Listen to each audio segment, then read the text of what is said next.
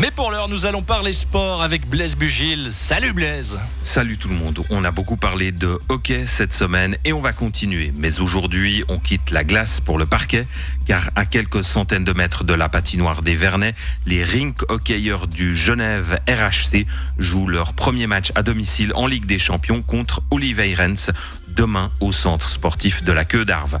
Mais avant ça, les champions de Suisse ont déjà joué un premier match en Italie. Le directeur sportif de l'équipe genevoise revient sur cette rencontre, Pedro Antunes. Le match qu'on a fait à Valdagno, un match très solide de notre équipe contre un champion d'Italie qu'on a vraiment surpris en gagnant 3-0 à la mi-temps.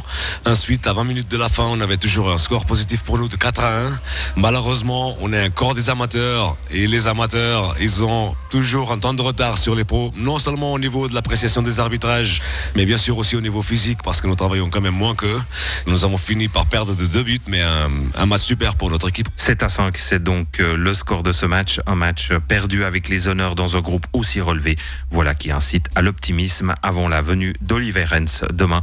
Présentation avec le directeur sportif de l'équipe genevoise. Ce sera un morceau un peu moins important que Valdagno.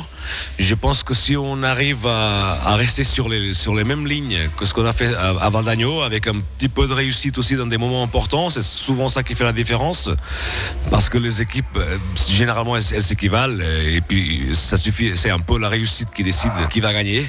On espère pouvoir faire finalement un point dans cette Ligue des Champions.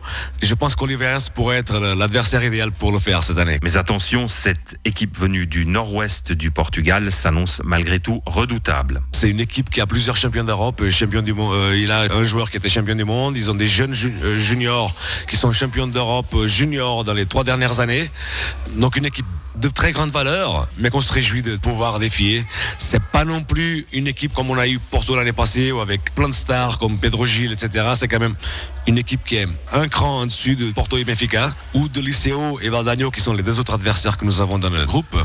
On espère pouvoir faire quelque chose chez nous, avec la chaleur de notre public, avec cette envie et cette rage qu'on a de finalement pouvoir marquer des points dans l'Euroleague.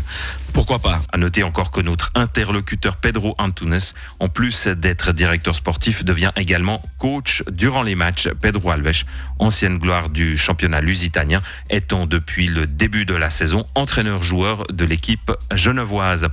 Genève RHC Oliveirense se jouera donc demain au centre sportif de la Queue d'Arve. Début des hostilités, 18h. Voilà, c'est tout pour aujourd'hui. Salut tout le monde et bon week-end. Merci beaucoup Blaise. Très bon week-end à toi également. L'agenda, c'est dans un instant, et le sketch